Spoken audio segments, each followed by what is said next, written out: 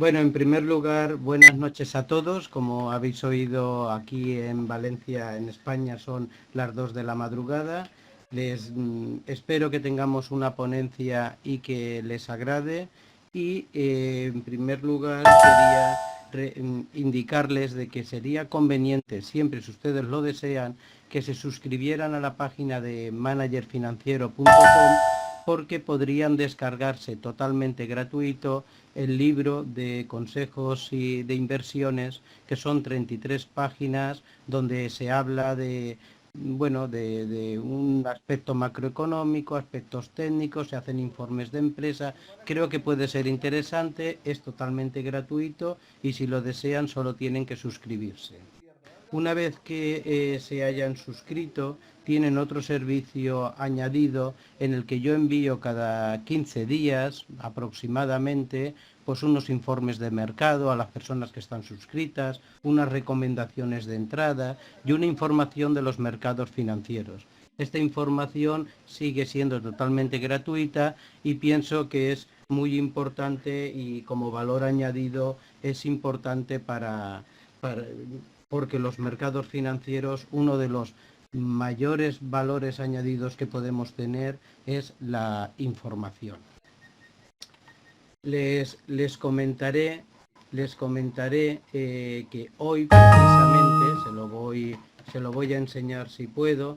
He enviado un artículo en el que lo han publicado, y en este artículo, a ver si sale y lo ven, en este artículo indicaba una estrategia de inversión para el eurodólar.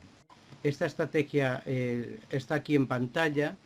Esta estrategia de inversión para el eurodólar, el que hoy la haya podido seguir ha tenido, pensando en 4 decimales, pues un beneficio de 60 pips. Esto sería con un contrato de futuro del eurodólar con una garantía de 1,100, sería pues significaría depositar 1.000 euros de garantía, y los 60 pips en este momento le representaría unos 600 euros o dólares de beneficio.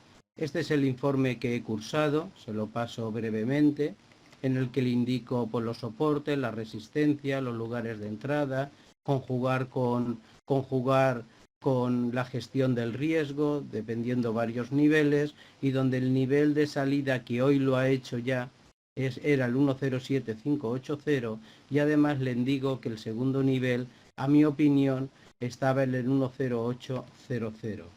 Esto es pues para que vean simplemente qué tipos de información, artículos suelo enviar, y creo que es importante que se suscriban, y es totalmente gratuito, y si les ayuda, pues bienvenido sea. ¿Se me oye correcto? Perfecto, gracias, Julián. Bueno, siguiendo con la ponencia, en primer lugar les voy a pasar qué estructura de ponencia vamos a tener. Vamos a ver, bueno, pues qué acontecimientos destacados hemos vivido en el 2016, qué perspectivas, según siempre mi opinión, claro, nos vamos a enfrentar en el 2017. Les voy a hablar de mi estrategia de inversión para que tengan o puedan tener mayor información para conseguir una estrategia de inversión de éxito. Les voy a también poner una recomendación de una cartera, por si desean, para el primer trimestre, los servicios de Money Manager que les presto, y los ruegos y preguntas y cierre de sesión. Pero en ruegos y preguntas me gustaría que fuera una ponencia que fuera bidireccional. Creo que todos nos enriquecemos con las opiniones de todas las personas, y tengo el chat abierto, todo lo que deseen durante la ponencia vayan preguntándolo. Para mí es muy importante conocer no solo las dudas de lo que digo, sino sus sugerencias, opiniones y las discrepancias de lo que se dicen, ¿por qué no? Comentar que también les hablaré dentro de los servicios de Money Manager, les enseñaré el portfolio de rentabilidades que Ronald les ha enviado, y además les comento que en octubre fui nombrado trader del mes por rentabilidad. Bueno, todo esto seguimos con la ponencia. En cuanto a los acontecimientos del 2016, el año nos ha sorprendido con muchos cambios y personalmente destacaría el Brexit en Reino Unido, que tuvimos en el mes de junio con la votación, sorpresa para la mayoría, la emergencia de nuevos partidos políticos en Europa, una nueva tendencia como ahora ha pasado con el triunfo de Donald Trump a la presidencia de Estados Unidos, una revalorización del dólar y un aumento del precio del crudo y de las materias primas, acompañado con un crecimiento de la economía mundial. ¿Qué podemos esperar y a qué tenemos que estar atentos en el 2017? Lo voy a dividir en dos partes, en Europa y en Estados Unidos. En cuanto a Europa, los puntos de incertidumbre y volatilidad que podemos tener son, y las vamos a encontrar durante este año, la incertidumbre política debido a las elecciones en Alemania, Holanda y Francia.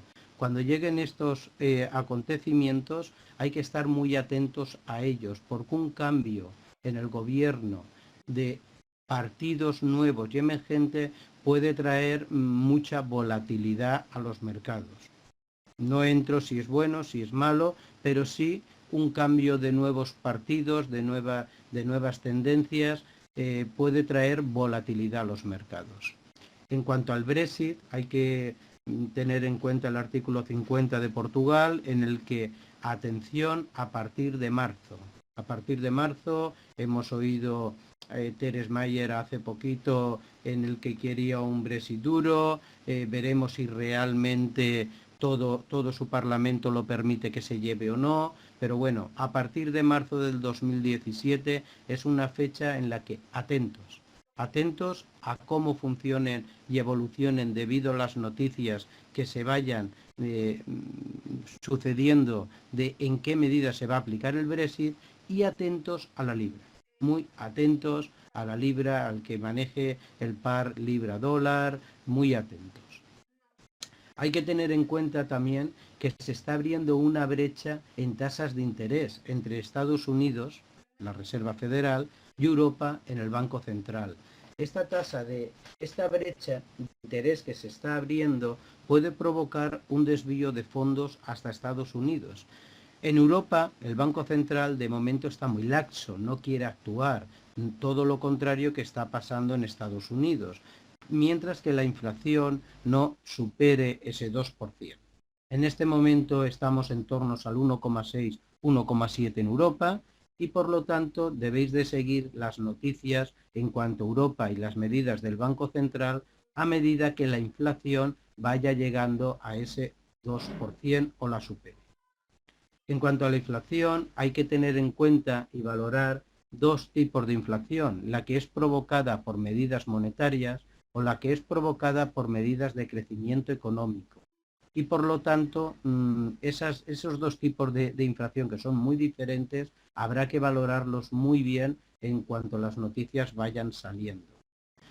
En cuanto al crecimiento económico, se espera que en Europa siga creciendo, que los resultados empresariales sean buenos y por lo tanto por aquí podemos tener buenas noticias. ¿Por qué puede ser atractivo, al margen de todo lo comentado, la inversión en Europa? Pues si nos fijamos vía PER de las empresas, vemos que es 14 veces frente a la media de los últimos 30 años, que ha sido cercano a 20.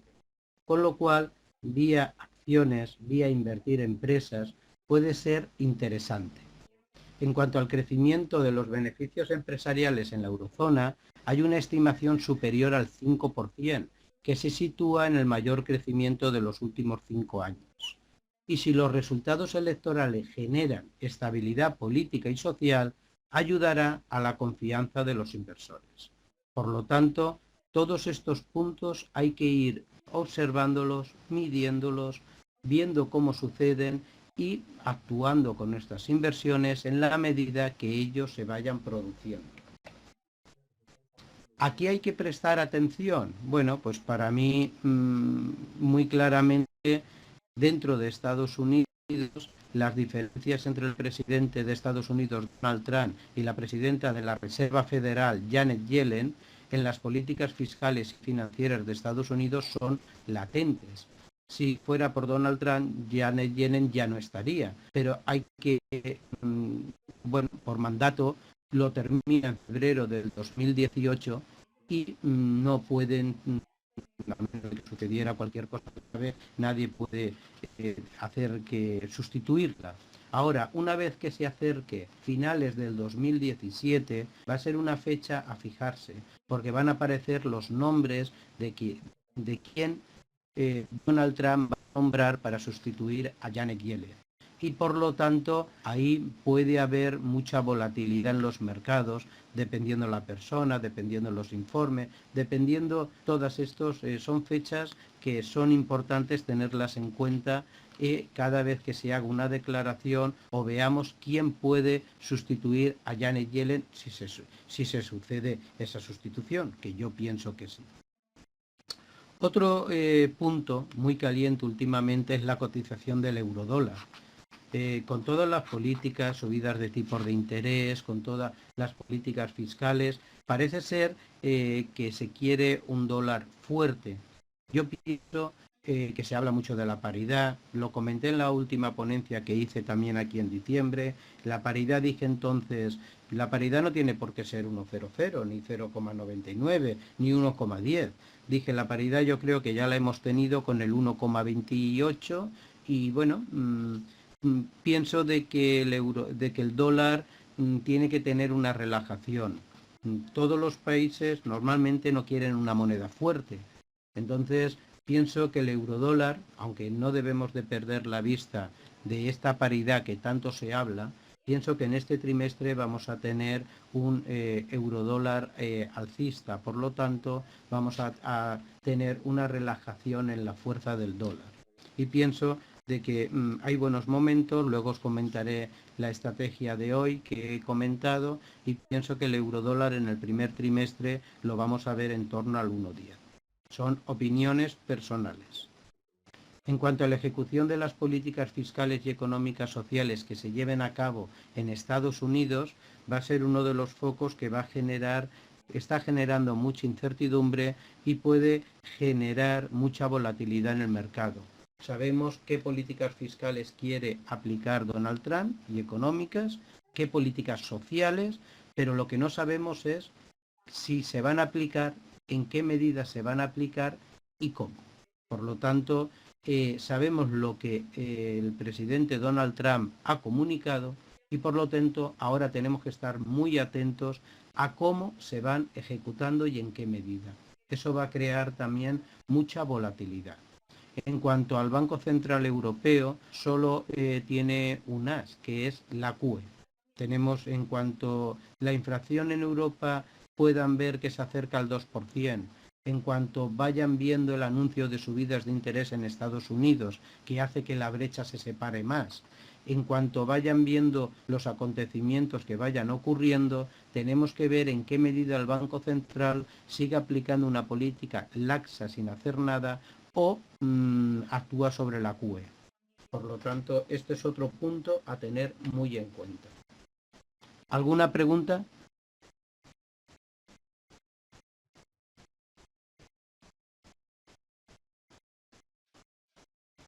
¿Se me oye bien?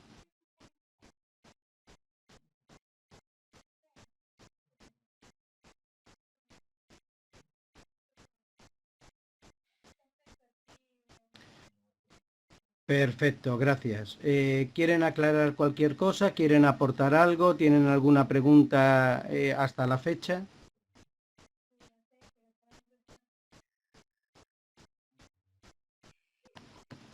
Vale, seguimos entonces. En Estados Unidos todos sabemos...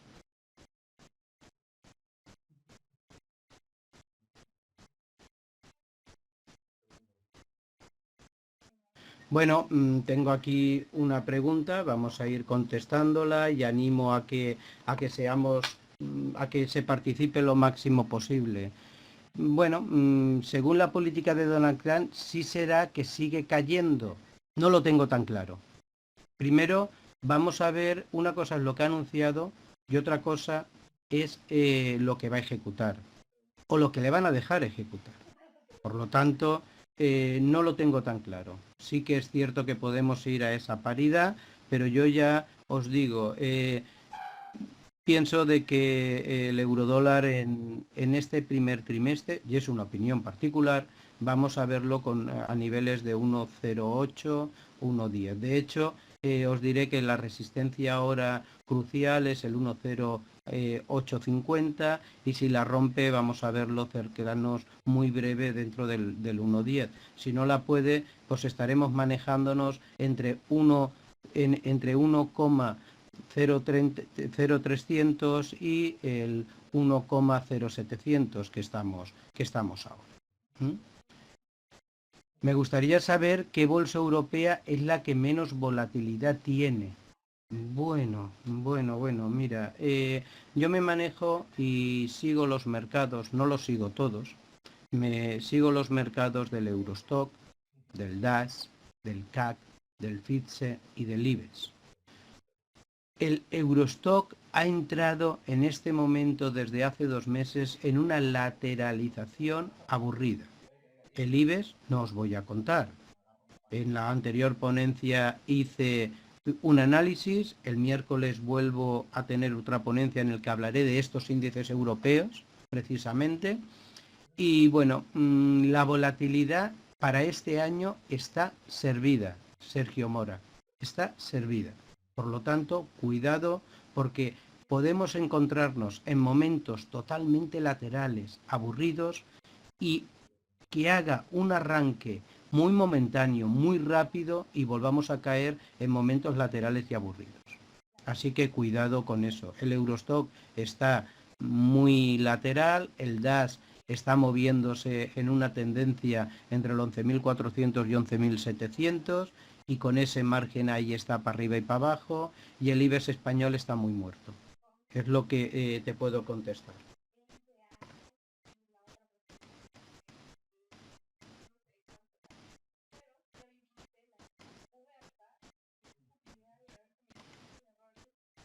Lo del dólar no entiendo, si me podéis volver respecto al yan y a la guerra económica que Donald Trump quiere formar, ¿esta impactaría el euro fuertemente? Bueno, en cuanto al yuan, sabemos cómo actúan lo que son la administración o el gobierno y bueno, es el más agresivo en cualquier momento para actuar sin ningún problema.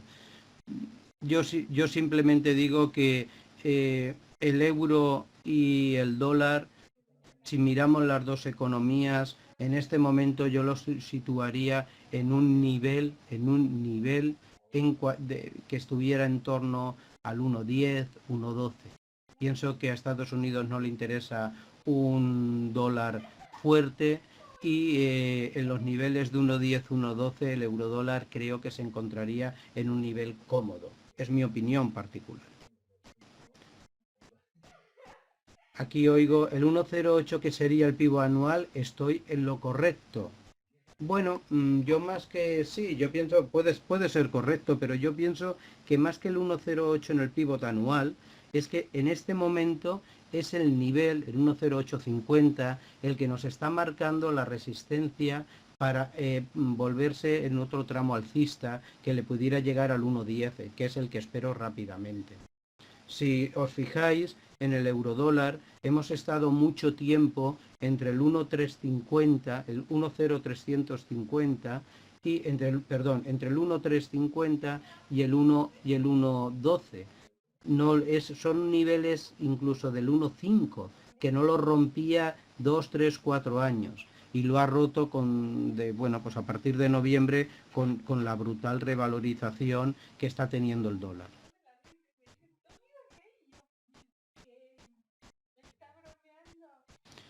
Mira, hablar de los Jaime es perfecta la pregunta, es ideal. No es que quiera evitar la respuesta, pero sí que te diré que no te puedo hablar de qué impactos puede tener en las bolsas de Latinoamérica las renegociaciones porque no sabemos realmente qué es el gran punto de incertidumbre de nada sobre lo que se va a poder, va a querer o le van a dejar aplicar Donald Trump. Por eso os comentaba los puntos de incertidumbre y a medida que vayamos conociéndolo, veremos realmente en qué medida pueden tenerlo. Si os suscribís a la página, que ya os digo que es gratuito, yo cualquier noticia, voy enviando, como os he comentado, con una periodicidad de 15 días, a veces semanales, para que estéis informados. Pero hasta que sepamos realmente qué política fiscal, no la que dice, qué política fiscal va a emplear, qué política económica va a emplear, y el binomio Donald Trump, Janet Yellen, ver cómo actúan con esas subidas de tipo de interés, que yo creo que Janet Yellen durante el 2017 va a hacer 2 claras y la tercera va a depender cómo vaya, por lo tanto, pero vuelvo a decir que son opiniones particulares. ¿Alguna pregunta más por seguir? Correcto.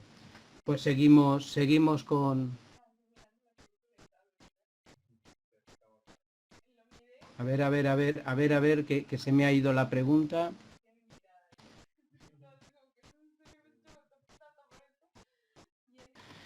Disculpa, la pregunta me dicen, Sergio me dice, disculpa, es que yo tengo una teoría sobre bonos. Lo que pasa es que con las políticas proteccionistas de Trump a largo plazo traería una devaluación de los CES en Estados Unidos. Como China tiene en su poder muchos de estos, pienso que China no se quedaría con los brazos cruzados. Mira, vamos a ver qué ocurre en cuanto a los bonos. Cuidado con la deuda, cuidado con los bonos, una burbuja que estallará tarde o pronto. Cuidado. Y yo creo que en el 2017 vamos a tener una burbuja muy fuerte de ahí. Hay otra pregunta en la que me dicen, hoy ya firmó el Ejecutivo tumbado el tratado.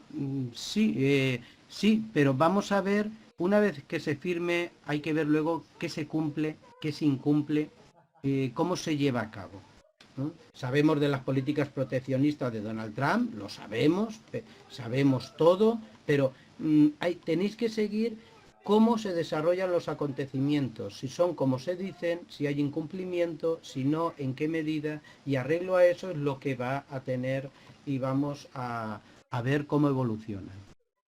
Julián Pérez me pregunta, países productores de petróleo alcanzarán un acuerdo, pero no se ha visto tan reflejado en el precio del barril de crudo. ¿Será a largo plazo? Julián, puede que tengas razón, pero te puedo comentar una cosa. Todos los acuerdos, menos este último, que se han alcanzado históricamente tras las reuniones de la OPEP, se han incumplido. Todos. Estamos cansados de ver, hay un acuerdo y se incumple. Esta vez el acuerdo se puede llevar a cabo. Esta vez parece ser que, bueno, se está cumpliendo algo. De hecho, la barrera ha subido del petróleo. El precio del crudo ha subido. En la próxima ponencia hablaré también y pondré un análisis técnico del crudo, en el cual yo veo y os anticipo, y siempre os digo que es mi opinión personal, os anticipo de que yo veo este año un precio del crudo entre 48 y 62 dólares. Por lo tanto, son los niveles para trabajarlos a nivel técnico. 48, 50, 52 dólares sería entrada, con una caída de stop máximo 32, 34, 36 dólares en momentos puntuales de crisis y 62, 64 dólares sería la resistencia con una subida a 66. Hay que tener en cuenta que hay países como Estados Unidos, con el fracking, en el que a partir de 55 dólares el barril empiezan a producir. Eso hace que inunden el mercado y los precios bajen. Y no hay que olvidar que el mercado está inundado. Todo de petróleo. Pero sí es cierto, ojo ahí, que el crudo vuelve a estar en una escalada superior y para mí se manejará entre 48 y 64 dólares. Espero haberos contestado. Bueno, seguimos con la ponencia. En cuanto ¿Qué habrá que prestar atención? Y lo estamos comentando con vuestras preguntas en Estados Unidos. Bueno, pues en qué medida Donald Trump, como os comentaba, llevará a cabo sus políticas. Política monetaria, política exterior. Tenemos México, sabemos todo lo que hay en México. Quiere proteccionismo. Aquí voy a pararme un poquito. Quiere proteccionismo Donald Trump. Está obligando a General Motors y a Michelin a abandonar México. Sinceramente, no creo que lo abandonen. No hay que olvidarse que México es una mano de obra barata pero especializada. Concretamente en el ramo de automoción, México está muy preparado. Y México tampoco se va a quedar de brazos cruzados. Rusia. Hay un encanto por primera vez entre estos dos mandatarios en estos países. Eso va a ser positivo, negativo, a nivel económico. Espero que sea positivo, no lo sé. Asia, Oriente, mucha inestabilidad y veremos Donald Trump que quiere saber si trae más inestabilidad, con lo cual más movimiento, armamento o pacifica, no lo sabemos. Volvemos a hablar, incertidumbre. Una vez que empiece a actuar es cuando podremos ver. Y la política interior. Chicos, política interior en infraestructuras, la mayor inversión conocida. ¿Sabéis eso qué deuda genera? Muchísima, mucho negocio, la economía va a subir, sí, sí, pero ojo, las consecuencias del incremento de la deuda y la inflación, vigilarlo porque todas esas infraestructuras se tienen que negociar y se tienen, financiar, se tienen que financiar con más deuda. Le volvemos a dar a la maquinita. Ojo, ojo con el incremento de la deuda, la inflación y cómo afecta a los tipos de interés. El actual crecimiento económico en Estados Unidos se va a incrementar por las nuevas políticas de Donald Trump y en qué medida y con qué consecuencias. Esto es otra cosa en la que tendréis que valorar. Actualmente estamos viviendo un crecimiento económico de la época Obama, impresionante. Ese crecimiento va a seguir. A ese crecimiento se le va a añadir todo el nuevo políticas que parece ser que va a crear empleo y más economía. ¿En qué medida? Otro tema a vigilar. Aquí entra algo muy importante. Las políticas de proteccionismo, el aumento de las obligaciones en las inversiones a multinacionales. Bayer ha hecho hace unos días, ha anunciado inversiones fuertes, se va a generar mucha inversión, va a crear empleo, sin duda alguna, y aquí otro punto de incertidumbre, tomaros buena nota, sobre todo prestar atención los que manejáis en divisa a los datos que salgan siempre en los primeros jueves y viernes de cada mes, pues sobre todo con el empleo agrícola, y cómo va a ir generando el IPC, el PIB y el empleo. A partir de ahora, ojo con todos estos que va a mover mucho el mercado. Atento a la evolución del mercado laboral. Estados Unidos tiene una tasa de desempleo del 4 o 5%. Podemos considerar pleno empleo. Si estamos hablando de mayor crecimiento, proteccionismo, la emigración, ¿qué va a pasar con la oferta y la demanda? ¿Aumentarán los costes laborales o simplemente habrá más precariedad en los salarios? Atento a este punto, va a ser cuando salgan los datos de los costes laborales, es importante también, cuidado con estos puntos, os estoy dando mi visión de lo que hay que vigilar en los datos macro. El mantenimiento de la fortaleza del dólar, ya tenemos un dólar fuerte, yo pienso puede ir a la paridad, pero yo lo veo más estabilizado a partir del primer trimestre en torno al 1,07, 1,10, 1,12. Y vuelvo a decir que es una opinión particular. Janet Yellen es consciente que su mandato va a terminar en febrero del 2018, como os dije. Por lo tanto, esta dualidad, este binomio Donald Trump en el que con Janet Yellen no están en la misma onda, ¿en qué medida va a aplicar 2 o 3 subidas de intereses? Janet Yellen tiene una carta blanca, sabe que se va en febrero del 2018, por lo tanto, hasta ahora han actuado y han llevado muy bien, ya han controlado muy bien todo el proceso de estos últimos 4 o 6 años, desde la recesión hasta todo el incremento que ha habido de la época Obama. ¿Cómo va a suceder en este año? Otro punto de incertidumbre, tenerlo en cuenta. La inflación, por todo lo comentado, superará la barrera óptima del 2%. Vigilarlo. Aumento de la deuda, aumento de costes laborales, crecimiento económico y la medida de los precios que yo le estimo del crudo entre 48 y 62. Es todos estos datos, estos puntos, vigilar cualquier dato sobre el IPC. En estos momentos, ¿cómo actuar en los mercados de Estados Unidos? Bueno, yo os voy a dar mi opinión, incluso os voy a pasar una cartera si queréis entrar, pero antes de entrar aquí quisiera saber si tenéis alguna pregunta.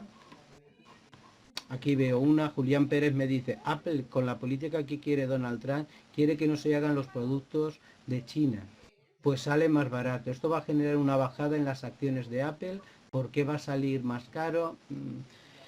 Mirar, todo esto, y es Julián Pérez, perfecto, perfecto lo que te estás planteando, además maravilloso, pero no nos adelantemos, de verdad, no nos adelantemos.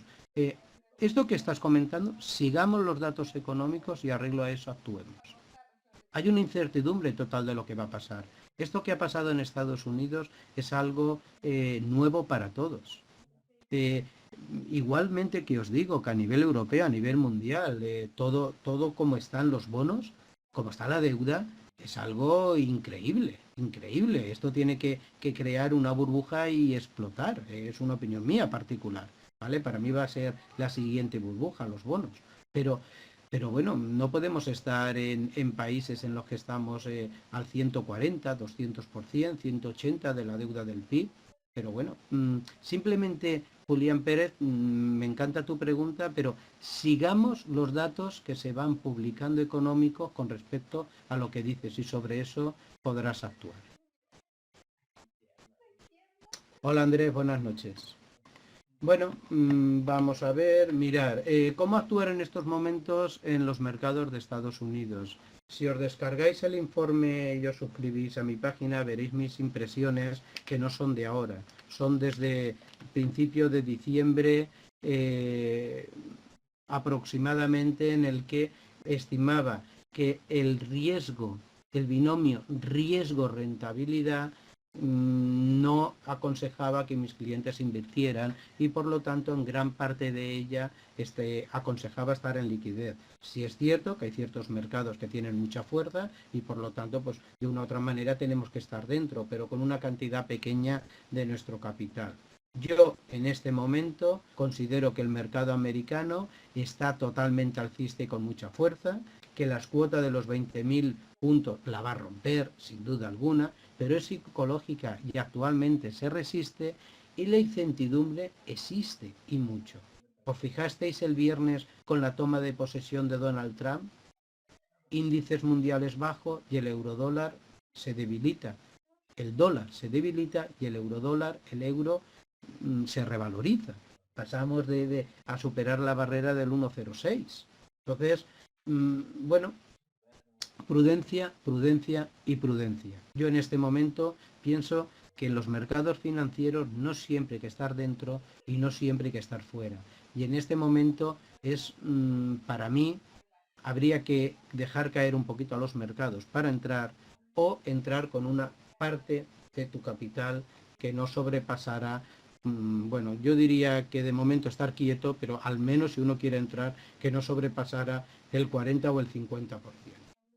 ¿Qué estrategia cogería? Os voy a pasar incluso unas carteras y objetivos de revalorización, que esto pues lo podéis contemplar si luego sucede. Yo esperaría un recorte para entrar. Os lo digo a mis clientes, si alguno de vosotros luego tiene a bien seguirme y se hace cliente, lo volverá a decir, esperar, esperar y esperar. Si sigue subiendo, entraría, pero mucho más alto, una vez que supere esos 20.000 puntos. Ahora, si el cliente decide entrar, yo recomendaría entrar solo con un 40% del capital disponible y mantener el resto en tesorería. Para los clientes que quieran entrar, he preparado una cartera diversificada entre empresas de Estados Unidos y europeas, entre empresas españolas, alemanas, en fin, ahí lo tenéis. La cartera tiene unos objetivos de rentabilidad para el primer trimestre entre el 6 y el 8%. Y en cuanto a petroleras, no tenéis por qué entrar en todas las acciones. Eso puede ser una diversificación buena, pero podéis elegir petroleras, Chevron o Repsol. Yo entraría en las dos, pero bueno, farmacéuticas cogería Bayer, financieras cogería Santander, Deutsche Bank y CaixaBank.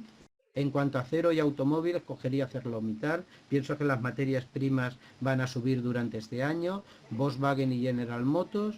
Y en comunicación, por meter alguna de telecomunicación, metería Deutsche Telekom. Y como veis, tendría el 60% de la cartera. Antes de seguir, ¿alguna pregunta?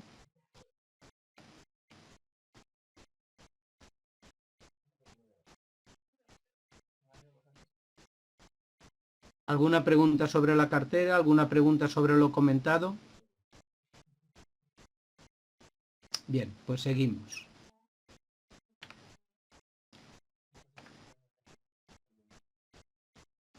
Bueno, aquí veo que me ponéis en... hola, el audio está muy bajito.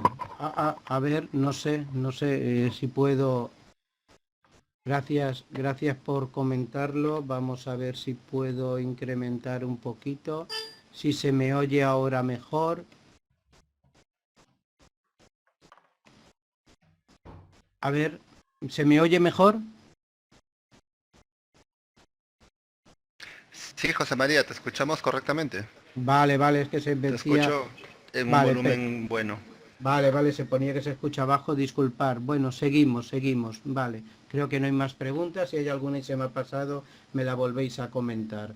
Eh, mm, Aquí tenéis mi página web, os recomiendo...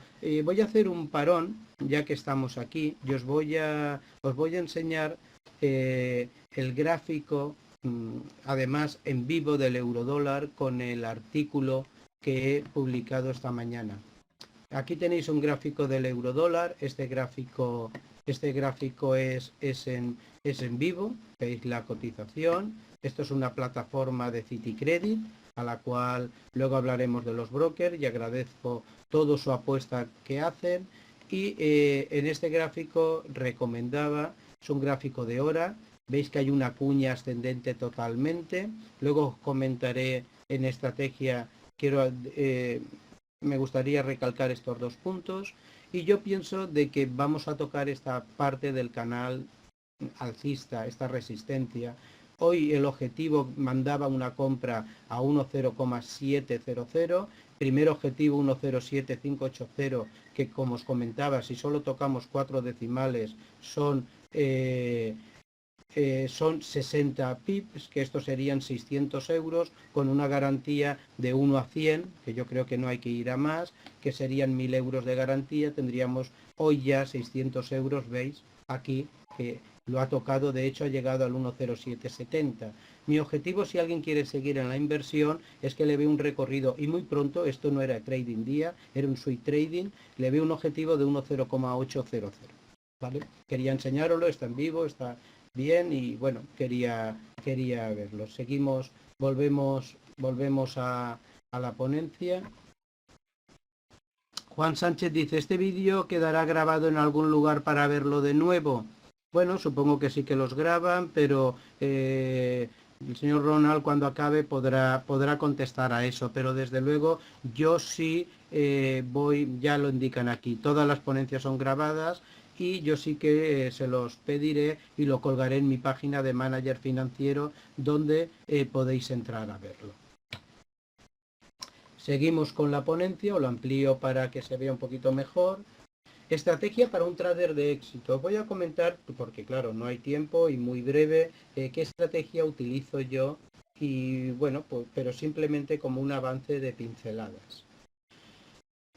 Cualquier estrategia, según mi opinión, lo que yo siempre recomiendo a mis clientes es que tengan un análisis de la situación macroeconómica, política y social donde quieran.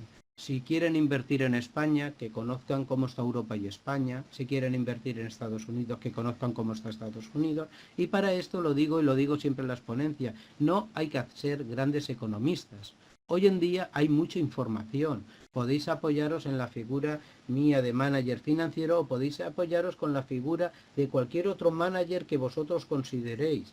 Pero hoy en día, vía internet, vía YouTube, vía personas de manager financiero, como puedo ser yo, puede ser el que vosotros consideréis, tenéis toda esta información. Psicotrading. Psicotrading es súper importantísimo. Ahora os hablaré un poquito de cada. ¿Quién no ha tenido invirtiendo esas emociones, esas sensaciones, esa adrenalina, es hablar de yo mismo con las pantallas? Y nuestro peor enemigo somos nuestro yo. Eso es un punto que si no se controla y se domina, bueno, somos un poco carne de cañón. El mercado nos atrapa. La gestión del riesgo que se ajuste al perfil de riesgo del cliente y su situación patrimonial. En cuanto cuando un cliente le hago un análisis para su situación patrimonial y en qué medida vamos a invertir y en qué activos, es muy importante saber qué perfil de riesgo, muy importante dormir tranquilo. Por lo tanto, hay que saber dominar una gestión de riesgo que se vaya acorde con la pérdida que uno puede asumir sin dañar su cartera. Es muy importante llevar una gestión de riesgo. Hay que saber interpretar la publicación de datos, noticias y acontecimientos, pero sobre todo no anticiparse. Una cosa es la interpretación económica y otra cosa es la interpretación de los mercados. Y luego, una vez con todo esto, mis niveles de entrada y salida los baso en análisis técnico. Por lo tanto, llevo un binomio macro-técnico. En cuanto al primer punto que os comentaba, análisis de la situación macroeconómica, política y social, pues es conocer una situación política y social económica y, como os he dicho, apoyaros en un manager financiero, bien sea una figura que puedo ser yo, que puede ser quien vosotros consideréis, y internet, medios de comunicación. Pero cuando invertáis, estar informados de dónde vais a invertir. No se puede invertir, por ejemplo, en una empresa que está a punto de quebrar. No se puede invertir en un país donde hay una inestabilidad brutal. En fin, hay que estar, aunque sean leves nociones, aunque sean, hay que estar bien informados. En cuanto al psicotrading y la gestión del riesgo, van unidos de la mano.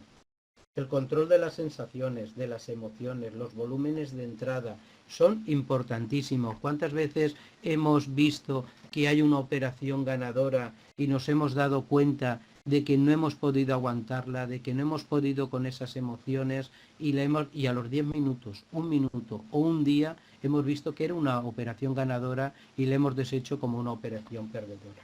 Os comentaba antes que os quería enseñar este gráfico que venía muy bien aquí. Esto es las sesiones, estos son las sesiones concretamente del 19 y del 20.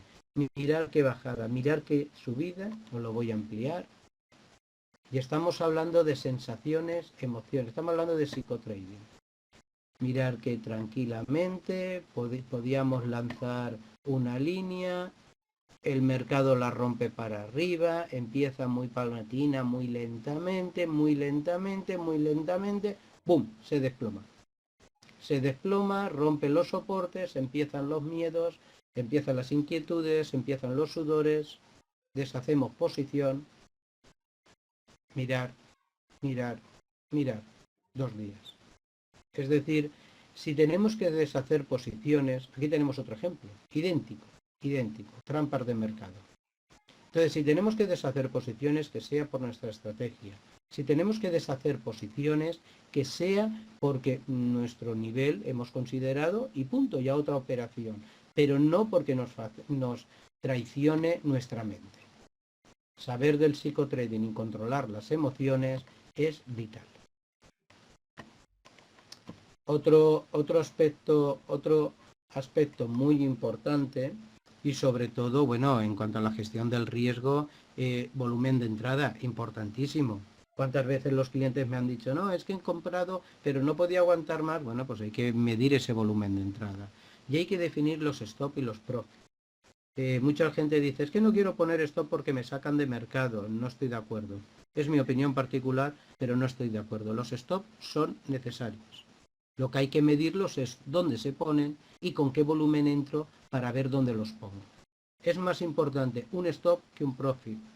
yo diría, márcate un stop, arreglo a tu gestión de riesgo, arriesgo a tu perfil, arriesgo a que tú puedas dormir tranquilo. Y en cuanto a los profit, deja correr los beneficios. Y es un poco el as de lo que yo podría recomendar. Muy bien. Vamos a ver, seguimos.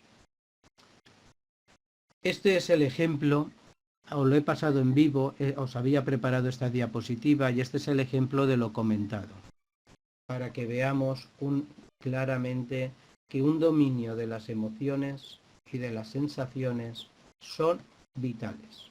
Otra cosa muy diferente es, bueno, yo he marcado aquí una compra, yo tengo mi stop que si rompe en estos niveles se cierra, no hay mayor comentario, que haga el mercado lo que quiera, es mi estrategia, pero no porque yo puedan conmigo los miedos y me haga cerrar una operación. A ver, perdón. Hay una pregunta en el que, si me paso alguna la volvéis a preguntar. Saber colocar el stop es el problema que tenemos mucho, me incluyo. Bueno, te invito a que visites mi página, a que me lo consultes, a que me envíes un email y totalmente gratuito tendrás una respuesta mía. Hay ahora en los servicios veréis qué servicios incluso de... veréis los servicios, no nos vamos a adelantar, pero a la hora de colocar el stop, una vez que tengáis 4 nociones no es tan difícil. Antes de colocar un stop tenemos que tener una gestión de riesgo para saber qué pérdidas soportamos, qué capital tenemos y luego lo ponemos. Pero os invito a que es totalmente gratuito y os invito a que me hagáis todas las consultas que preciséis en el email, en mi página o en mis redes sociales. Seguimos. Muy bien. En cuanto a la interpretación de datos, disponer una herramienta que publique datos en tiempo real. Por si alguien no lo sabe, yo os he puesto aquí 2, hay muchísimas, podéis coger las que vosotros queráis, no lo que yo os diga. Investi.com os enseñan páginas en el que os dice todos los datos económicos que van a salir, a qué hora, en Bloomberg, os dan una interpretación económica del dato, pero simplemente acordaros. Esto es otro truquillo. Cuando salga un dato económico, dejarle respirar al dato. No actuéis enseguida que salga el dato porque os pueden atrapar. Dejar unos minutos, dejar vuestro plazo temporal. Si actuáis en 15 minutos, dejar 15 minutos. Si actuáis en 5, dejar 5. Dejar 2 barras o 3. Si trabajáis con los gráficos de barras, para que el mercado asiente y no os atrape.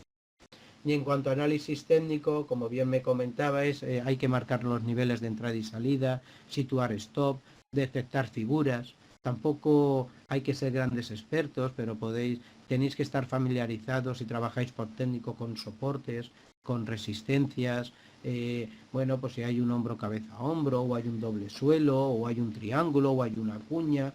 Son cosas que no son muy complicadas y yo intento hacerlo.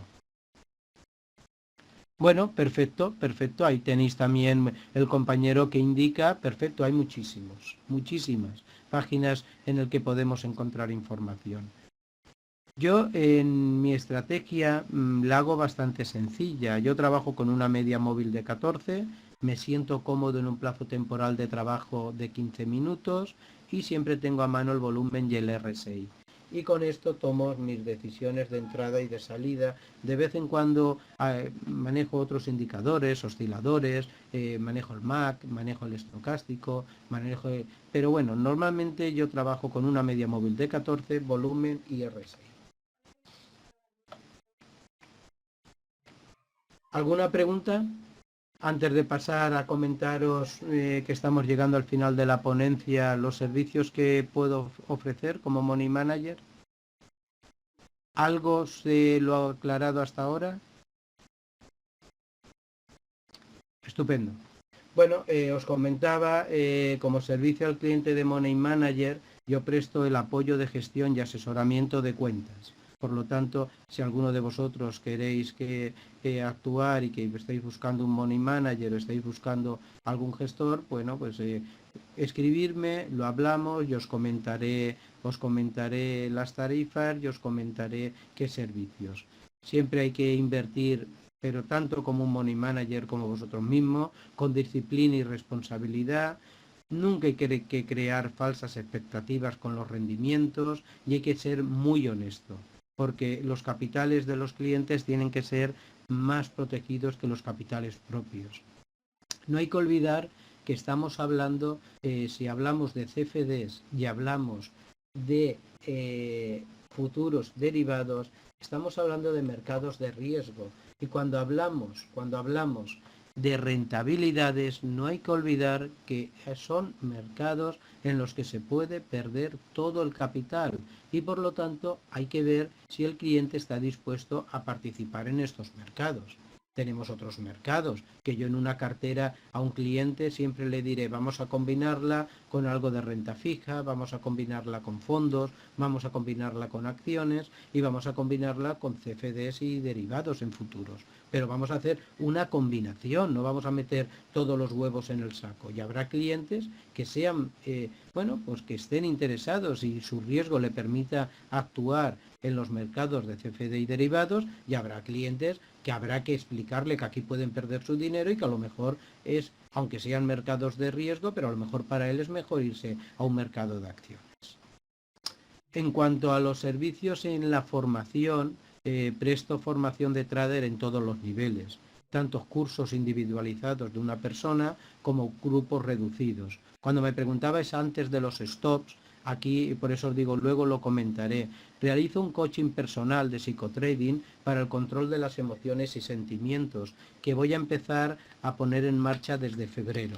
Toda la información que queráis de esto, gratuita, me la podéis pasar por email.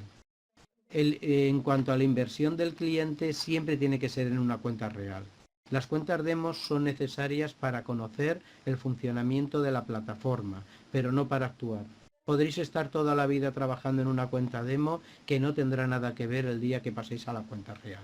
Por lo tanto, mi opinión, cuenta demo, sí, imprescindible, pero para saber cómo se pone una orden, cómo se maneja el broker, qué ejecución tienen, cómo se lanza cualquier análisis que queráis hacer. Debéis de saber cómo funciona una herramienta. Eso la demo. Cuando realmente queráis valorar si vuestra estrategia funciona o no, hasta que no probéis la cuenta real, no lo vais a saber. Es mi opinión particular, claro. Y en cuanto al asesoramiento que puedo dar, también es en la elección del broker y el conocimiento de los actores del mercado. Esto lo veo fundamental. Pienso que tenéis que tener libertad de elegir el broker que queráis, el que queráis, no el que yo diga o el que vuestro manager financiero diga, no, el que vosotros queráis, pero a la hora de elegir, aseguraros de que es un broker serio, aseguraros de que es un broker regulado, aseguraros de que no tiene reclamaciones. Hemos visto, estamos cansados de ver quejas, de ver que se ha estafado, por lo tanto, mucha cuidado con la elección del broker. El que queráis, pero que sea legalizado. En este aspecto agradezco a CitiCredit pues todos estos servicios que dan. CitiCredit para mí, igual que si me nombrarais otros, pero CitiCredit en concreto es un broker serio, es un broker que está regulado en Londres, la FCA garantiza 50.000 libras, que en euros son unos 70.000 euros, podéis traer más o menos algo muy similar en dólares, y por lo menos sabéis que si el broker fallara hasta esa cantidad, siempre estaría respaldado.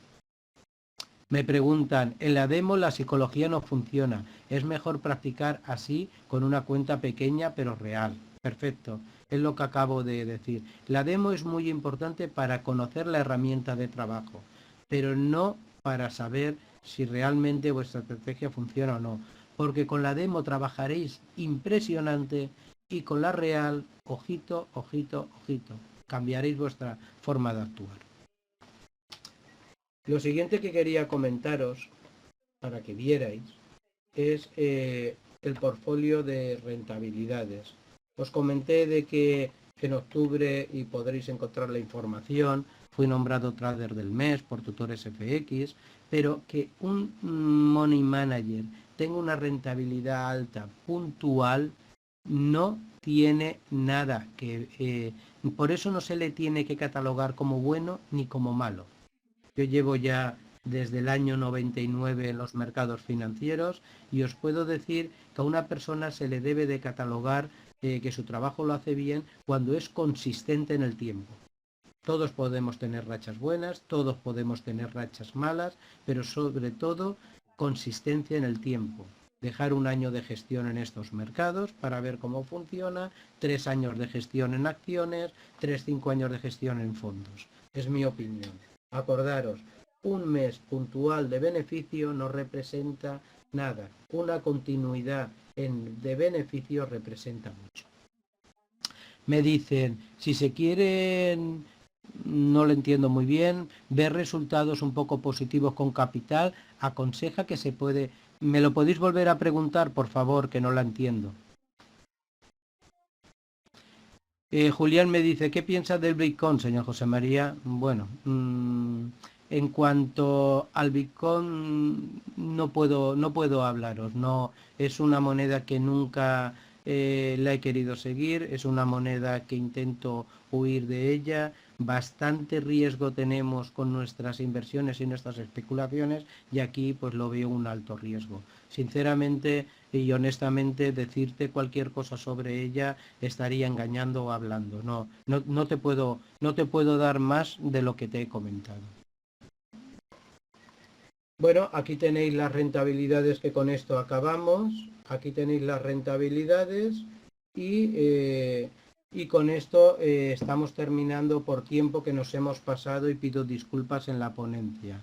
En cuanto al portfolio de rentabilidades, veis que del 1 de enero al 31 de diciembre la rentabilidad que hubo. Hay 3 tipos de cartera. Los tipos de carteras ya lo dije en el otro día, ya lo dije la otra vez, son tipos de cartera que van en cuestión del perfil del riesgo del cliente, indicando de que A más riesgo, menos riesgo, y C son carteras con importes pequeños. Eso es una cartera en diciembre con 2.475 euros. Para cerrar ya la ponencia, y pido disculpas al ponente que viene después si nos hemos pasado en el tiempo, la última pregunta es si se quiere empezar a ver resultados un poco positivos, ¿con qué capital usted aconsejaría iniciar a invertir? Bueno, esto es libre de cada uno. Yo pienso que en estos mercados, como mínimo, unas carteras, como mínimo tenéis que tener un capital que te permite una gestión de riesgo y por lo tanto tú puedes empezar a hacer pruebas partiendo de 1.000, 1.500, 2.000 euros, pero siempre hay que intentar aumentar ese montante para poder tener una buena gestión del riesgo. Aquí tenéis las rentabilidades y ya cerrando, aquí tenéis todas las redes sociales. Pido disculpas por la extensión si nos hemos pasado en el tiempo y simplemente despedirme. Si hay alguna última pregunta, agradeceros vuestra atención, agradeceros a Tutores FX el esfuerzo que hace y agradecer a Citicredit su inversión y el poder darnos la oportunidad de estar aquí juntos. Buenas noches, gracias a todos. Bueno, antes que nada, buenas noches para todos los amigos de de esta sesión, ¿no? A agradecer a Citicredit y a Tutores por la invitación para participar en este evento. Tengo entendido que es un evento para público colombiano. En general debe haber más amigos colombianos, así que les mando un saludo aquí desde Perú. La ponencia que me toca es hablar un poco sobre el S&P 500, cuáles son las previsiones que veo yo para este índice bursátil para este año 2017, ¿no? ¿Cuáles son los riesgos que pueden darse en la economía americana y a nivel mundial también, ¿no? Y que pueden afectar a este índice bursátil, ¿no? A la bolsa americana en general, ¿no? Lo he tratado de analizar desde el punto de vista macro de la bolsa americana, no solo del S&P 500, ¿no? Sino a la bolsa en general. Me pueden hacer los comentarios o preguntas, ¿no? En el chat. Yo voy a estar atento al chat. Así que voy a poder estar monitoreando sus preguntas o comentarios, ¿no? Y comenzar, ¿no? Para no acabar tan tarde. Me imagino que la mayoría pues mañana tiene que trabajar, así que es un horario un poquito delicado, ¿no? A ver, antes que nada, mostrar una gráfica de los últimos 20 años del S&P 500, cómo se ha desempeñado, ¿no? Cualquiera que ve la gráfica, pues obviamente lo primero que salta a la vista es la tendencia alcista muy marcada que se ve, ¿no? Cómo el precio se encuentra actualmente en niveles de máximos históricos, ¿no? Del índice, ¿no? El índice ha exhibido luego de la crisis de la burbuja crediticia que se dio en el 2008, ha tenido una recuperación brutal, ¿no? Ha tenido una recuperación brutal y ha tenido un gran comportamiento en los últimos años. Eh, Justamente esto es lo que genera ciertas preocupaciones en los inversionistas, ¿no? Esto continuará, eh, es algo que podría continuar dándose en el tiempo, o es normal que venga una caída, una corrección, y ante esa incertidumbre es sobre lo que yo poner hoy día un poco esta presentación. Hay quienes dicen, y lo he leído mucho, de que lo que estamos viviendo en el S&P 500 es una tendencia secular, ¿no? Y cuando se dice tendencia secular, se refiere a una gran tendencia, alcista en este caso, ¿no? Que puede tener una duración entre 10 y 20 años, ¿no? Con pequeñas tendencias bajistas dentro de ella, ¿no? Con pequeñas tendencias bajistas dentro de ella, ¿no? Y hay quienes exponen que posiblemente eso es lo que se está viviendo actualmente en el S&P 500, principalmente por dos motivos muy importantes. Primero, porque desde ya el año pasado el S&P 500 llegó a niveles de máximos históricos, ¿no? Cuando rompió estos niveles, que eran los máximos del año 2007, ¿no? Cuando rompió la zona de de los 1600 puntos, ya el índice entró en un territorio nuevo, ¿no? Un territorio totalmente nuevo, porque era un nivel de máximos históricos, ¿no? En el momento en el que entra en estos niveles ya es más difícil analizarlo desde el punto de vista de análisis técnico, porque ya no hay pasado con qué compararlo, ¿no? El análisis técnico utiliza el pasado para tratar de predecir, por así decirlo, lo digo de una manera muy criolla, el futuro, ¿no? Cuando ya el precio está en niveles en los cuales nunca ha estado, eso ya se torna mucho más complicado. En ese caso, lo que se empieza a manejar más son los números psicológicos, como por ejemplo los 2000 puntos, ¿no? O números que engloban a dobles, triples ceros, ¿no? Que tienen a ser números psicológicos para el ser humano, ¿no? Estos son los siguientes niveles que uno tienta a tener en la cabeza, ¿no? Pero definitivamente hay razones para pensar que, que esto, que este mercado podría tener correcciones, por lo menos correcciones importantes, ¿no? Y eso es algo que yo quiero exponer hoy, ¿sí? Aquí estoy mostrando tres gráficas. La primera es la del S&P 500, ¿no? Y el gráfico que está sombreado, que viene a ser esta parte de aquí, es lo que pasó luego de las elecciones en Estados Unidos, ¿no? Cuando Donald Trump fue elegido presidente. La gráfica del medio se refiere a los bonos a 10 años del Tesoro americano, ¿no? Eh, y toda esta franja se refiere también a lo que pasó, cómo se comportaron los bonos 10 años, perdón, luego de la elección de Donald Trump, ¿no? Si ustedes pueden ver, los bonos inicialmente cayeron, ¿no? Y luego en las últimas semanas han exhibido una recuperación. Y la última gráfica se refiere al oro, ¿no? Al precio del oro. También ustedes pueden ver cómo inicialmente hace una caída, pero luego se ha venido recuperando, ¿no?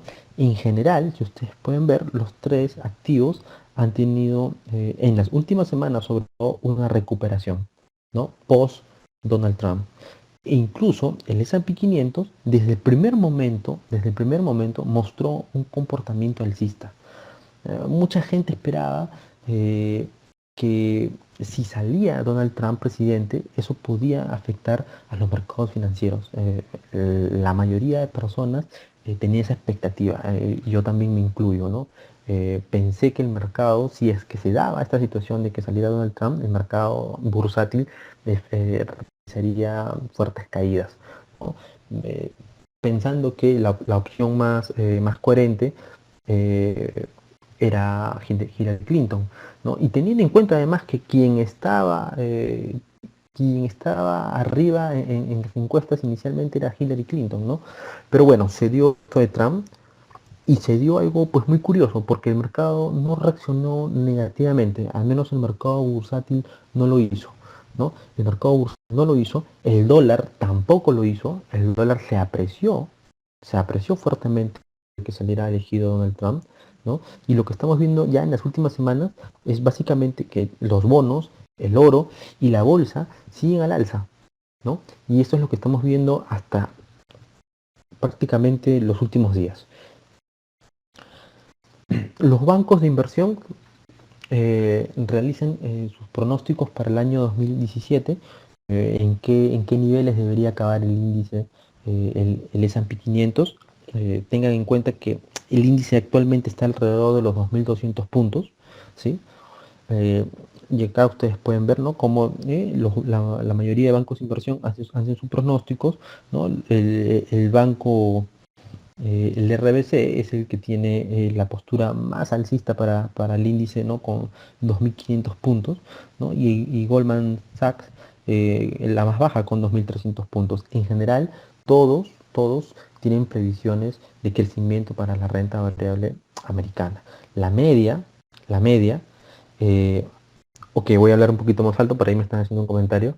Ok, la media está alrededor de los 2.359 puntos, ¿no? Esto es lo que el mercado en consenso está esperando, ¿no? Lo que el mercado en consenso está esperando respecto al índice bursátil. Ahora, una cosa, es muy difícil predecir al mercado.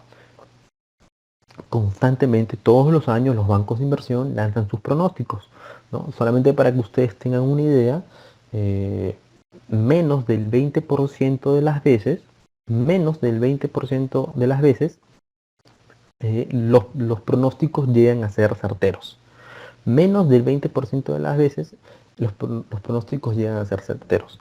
E incluso en los últimos 15 años, para que ustedes tengan otra idea, ninguno de los bancos de inversión hizo ningún pronóstico negativo para el índice, para el S&P 500.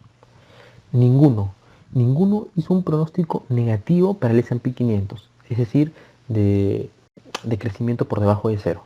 Ninguno. Sin embargo, en los últimos 15 años, ¿no?, si ustedes recuerdan, ha habido dos crisis muy fuertes, ¿no? La crisis .com, que hizo que cayeran las bolsas en Estados Unidos, y la crisis inmobiliaria, la burbuja crediticia, en Estados Unidos también, ¿no?, en el 2008, que hicieron que cayeran también fuertemente las bolsas, ¿no? Sin embargo, en los últimos 15 años, ningún banco de inversión lanzó ningún pronóstico negativo para el S&P 500. Entonces, yo creo que lo que les estoy tratando de decir es de que esto de las previsiones hay que tomarlo con pinzas, ¿no?, como algo simplemente relativo. ¿Por qué? Porque es muy difícil predecir el mercado. ¿Y por qué es muy difícil predecir el mercado?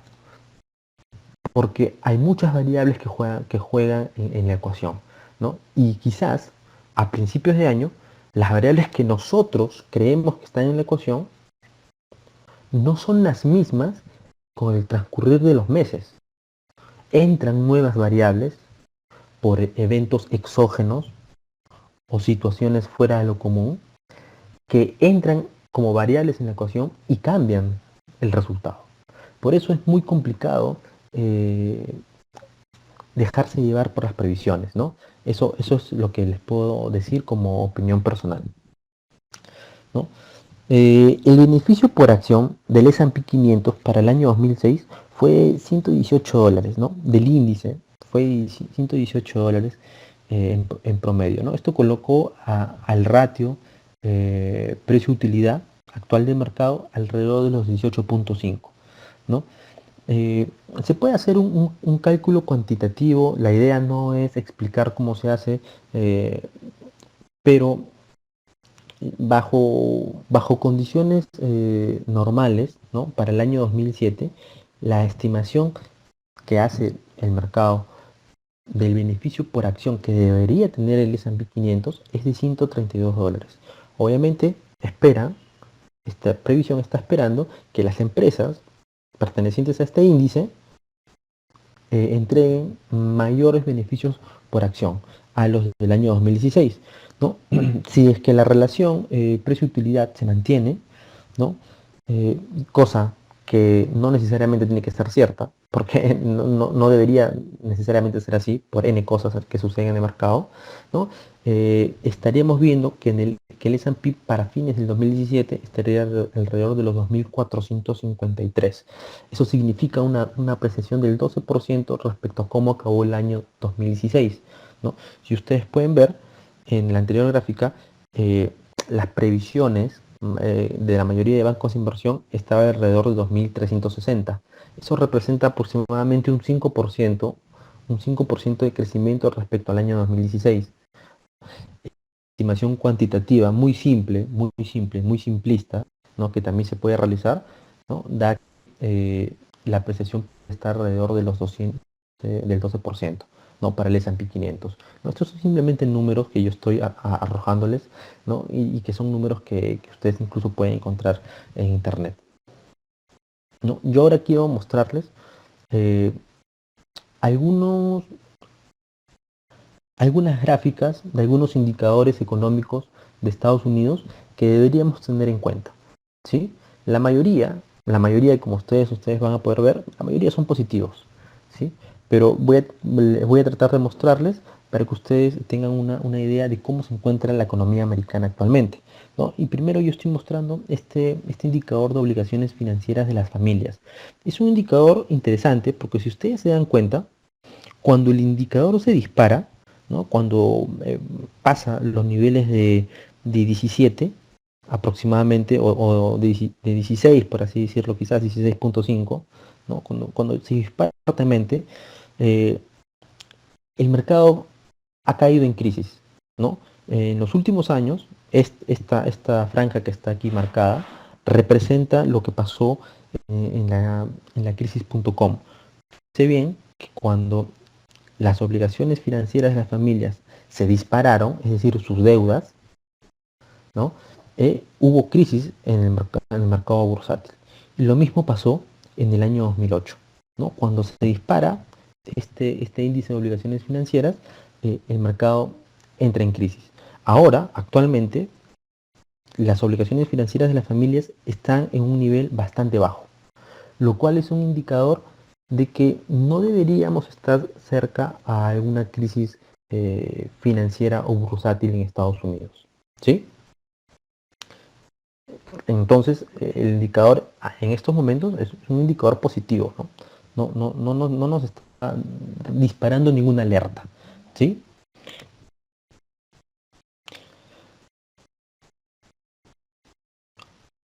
A ver, ahora les voy a mostrar otro indicador que es el índice de actividad económica, ¿sí? El índice de actividad económica es un agregado de 85 componentes, ¿no?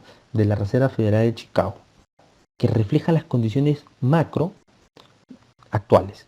Y el indicador de difusión de este índice lo que mide es cuántos de esos 85 componentes mejoran o empeoran en un determinado mes. O sea, el índice está formado por 85 componentes y lo que me va a mostrar el índice es cuántos de esos 85 componentes mejoran o empeoran en un determinado mes, ¿no? Eh, Se va a utilizar una amplitud, ¿no? De 1 y de -1, ¿no? Cuando llega a 1 significa que los 85 componentes del índice están creciendo, ¿sí? Y cuando llega a -1 significa que los 85 componentes están declinando, ¿sí? Entonces, Aquí ustedes van a poder ver cómo se ha comportado el índice en los últimos casi 45 años, ¿no? Y ustedes se pueden dar cuenta que cuando el índice eh, ha llegado a niveles cercanos a uno, fíjense que nunca ha estado en uno, quiere decir que nunca los 85 componentes del índice han estado al alza. Pero cuando tienen lecturas superiores a 0.5, se supone que son niveles de bonanza económica. Pero fíjense ustedes que cuando el índice de difusión de actividad económica cae por debajo de 0.35 negativo, de menos 0.35, que es este nivel de aquí, cuando cae por debajo de este nivel, ¿no? Eh, Normalmente ha habido caídas en las bolsas. Pasó en el año 2008, cuando el índice de actividad económica cayó por debajo de 0.35 negativo, ¿no? Y hubo una crisis financiera o una caída fuerte en las bolsas, y pasó también en el año 2001, ¿no? Pasó también en el año 2001, ¿no? Que son las dos últimas crisis que hemos tenido y con las que siempre voy a tratar de comparar, ¿no? lo que pueda pasar. Entonces, en estos momentos, el índice de actividad económica se encuentra ligeramente negativo, pero no está actualmente en los niveles de menos 0.35. Entonces, mirando este índice, no deberíamos todavía tener ninguna alerta de que pueda suceder algo en las vueltas americanas, ¿no? Por ahora, digamos que todo está correcto, ¿no? Y luego, ahora les voy a mostrar el índice de difusión de la evolución laboral. Yo sé que la mayoría de ustedes está al tanto de que la tasa de desempleo de Estados Unidos ha venido bajando en los últimos años, ¿no? Han aumentado los niveles de salario y ha bajado la tasa de desempleo, ¿no? Eso está clarísimo. No les quiero mostrar esos indicadores porque son los que ya la mayoría de personas que conocen.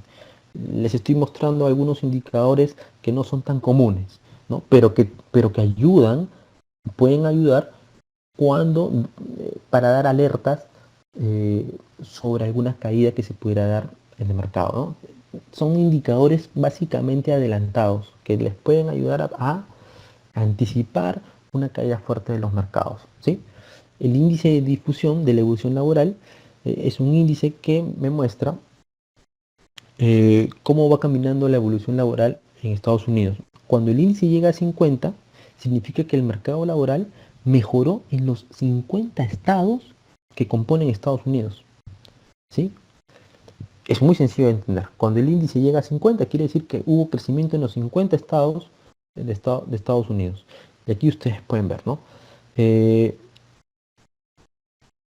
Que ha habido situaciones en la historia donde el índice ha llegado a 50, ¿no? Donde ha habido crecimiento en los 50 estados, crecimiento en el empleo, en los 50 estados de los Estados Unidos de Norteamérica. Pero cuando el índice ha caído por debajo de los niveles de 30 aproximadamente, ¿no? Cuando en menos de 30 estados está creciendo el empleo, es decir, cuando hay más de 20 estados donde no está creciendo el empleo, ¿no? Que son, por ejemplo, aquí, en esta situación, aquí en enero de 2008, fíjense que en enero de 2008 el índice cae por debajo de 30. ¿Qué era lo que se estaba dando en esos momentos? Se estaba dando una fuerte caída en las bolsas. ¿Qué era lo que estaba pasando aquí en el año 2001? Estaba dándose una fuerte caída en las bolsas, ¿no? El índice nos estaba mostrando, nos estaba anticipando una caída fuerte en las bolsas americanas, ¿sí? Este es un indicador adelantado que también ustedes lo pueden utilizar, ¿no? Yo creo que lo deben tener siempre para las personas que siguen a la bolsa americana, tener estos índices y estar monitoreándolos para estar alertas a posibles cambios en la bolsa, ¿sí? Y ahora aquí yo les muestro una gráfica comparativa de las peticiones de subsidio por desempleo, ¿sí? Peticiones de subsidio por desempleo, que es la gráfica azul, con el S&P 500, ¿no? Y fíjense bien cómo hay una relación inversa entre cómo han caído las peticiones por subsidio de desempleo y en detrimento cómo ha favorecido al alza a la bolsa americana, ¿no? Eh, Están muy bajas las peticiones por subsidio de desempleo, lo cual también es un indicador positivo para la economía americana, ¿sí? Entonces, si ustedes se dan cuenta, eh, hasta el momento todos los índices que, que les estoy mostrando, todos los indicadores, están siendo positivos, muestran que no debería haber todavía ninguna señal de alerta, ¿no? En la bolsa americana. En general el desempleo ha caído, el PBI ha mejorado, el nivel de los salarios también ha mejorado. Ahora les estoy mostrando aquí el índice manufacturero, ¿no? Como que tiene principalmente el nivel base es el nivel de 50, ¿no? El nivel base es el nivel de 50, por encima de 50 es expansión y por debajo de 50 es contracción, ¿no? En general, desde, desde el año 2009, ¿no? Ha habido un fuerte crecimiento del índice manufacturero. Casi siempre el índice ha estado por encima del nivel de 50, es decir, casi siempre ha estado en expansión, ¿no? Y eso obviamente ha estado acompañado pues a un crecimiento de la bolsa americana, ¿no? Si hay expansión en la manufactura y Estados Unidos es un país eminentemente manufacturero, ¿no? Obviamente que las empresas se ven beneficiadas y obviamente eso muestra la expansión que han tenido, ¿no? Y cómo las empresas han venido generando mayores beneficios por acción en los últimos años, ¿no? Todo esto es una cadena, ¿sí? Todo esto es una cadena. Obviamente la mayoría de indicadores nos indican que no debería haber problemas en estos momentos con Estados Unidos. Sin embargo, ¿no? Sí hay un indicador, ¿no? Que hay que tenerlo en cuenta, ¿no? Que se refiere a la recesión industrial, ¿no? Aunque muchos de ustedes no lo sepan, Estados Unidos actualmente ha sufrido una recesión industrial en los últimos trimestres. De hecho, esta recesión ha sido la que le ha dado la victoria a Donald Trump, porque ganó en los estados más industriales de Estados Unidos, ¿no? Como Michigan, Wisconsin, Ohio o Pensilvania, ¿no? La gráfica que ustedes pueden ver de este índice de recesión industrial es la siguiente. Fíjense bien que cada vez que el índice cae por debajo del nivel de cero, cada vez que el índice cae por debajo del nivel de cero, ha habido crisis en Estados Unidos y ha habido fuertes caídas en las bolsas americanas, ¿no?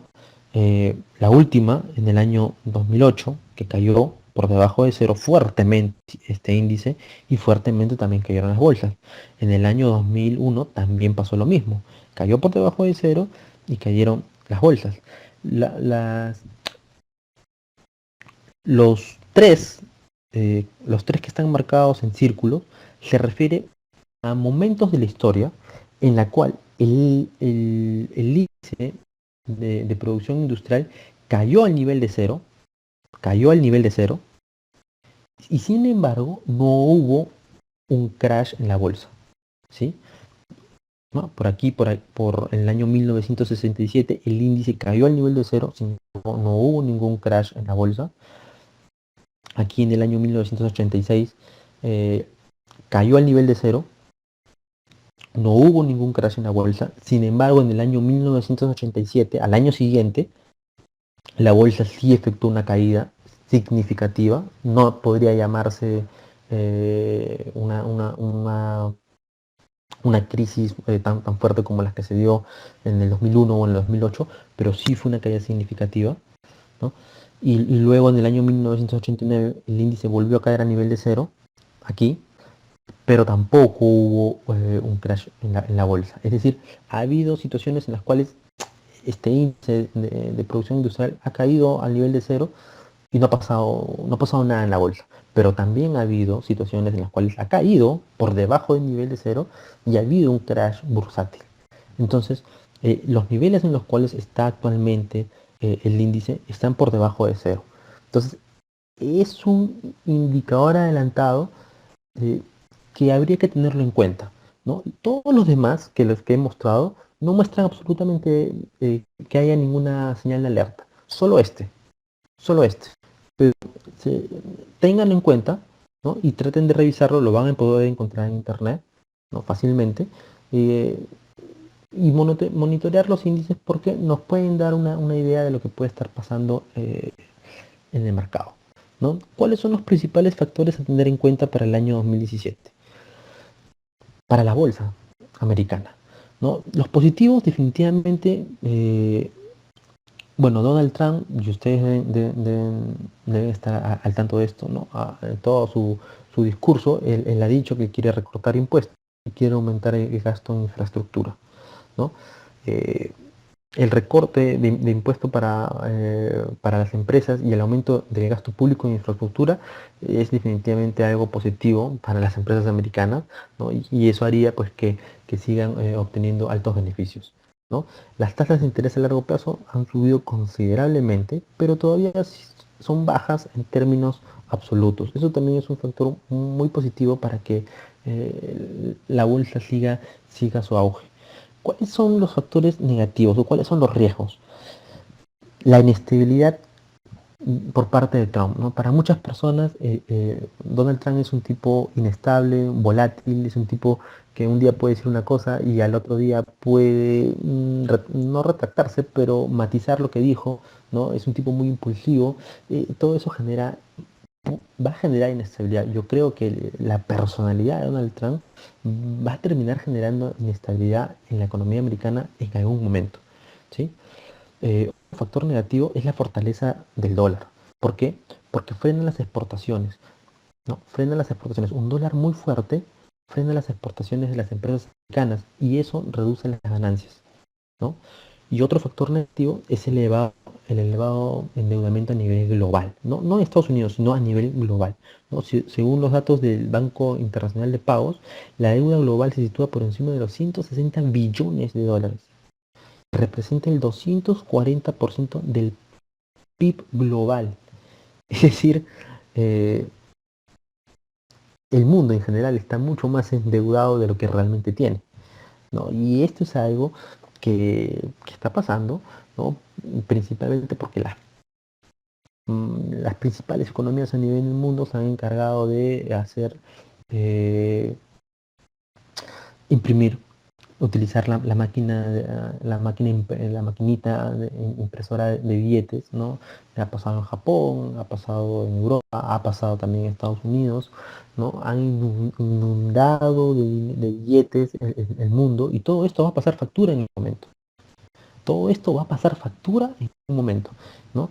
Eh, no podemos pretender que eso no va a tener consecuencias, ¿sí? Ahora, específicamente, ¿cuáles son los riesgos que puede traer Donald Trump? Bueno, antes que me estoy explayando mucho, quisiera preguntar si de repente hay alguna pregunta o comentario hasta aquí. Hasta aquí, a ver. Ok, parece que no. Hasta este momento he tratado he sido muy un poquito analítico desde el punto de vista con indicadores económicos. Voy a tratar también de matizarlo con las gráficas y de mostrarles ciertas estacionalidades que ha tenido el índice, ¿no? La bolsa americana, y yo creo que eso les va a parecer más interesante, ¿sí? Pero voy a terminar con esto de cuáles son los riesgos que yo considero, no solo yo, sino el mercado en general, ¿no? Respecto a Donald Trump, ¿no? Primero, respecto a que Donald Trump, qué es la OTAN? ¿No? Donald Trump dijo que la OTAN está obsoleta. ¿Qué es la OTAN? La OTAN es la Organización del Tratado del Atlántico Norte, ¿no? Que vela por la política exterior en el mundo, ¿no? Está compuesta por un poco más de 20 países, si es que no me equivoco, ¿no? Y Donald Trump ha manifestado, ¿no? Que la OTAN está obsoleta, ¿no? Y describió a sus miembros como aliados ingratos que se han beneficiado de la generosidad americana, ¿no?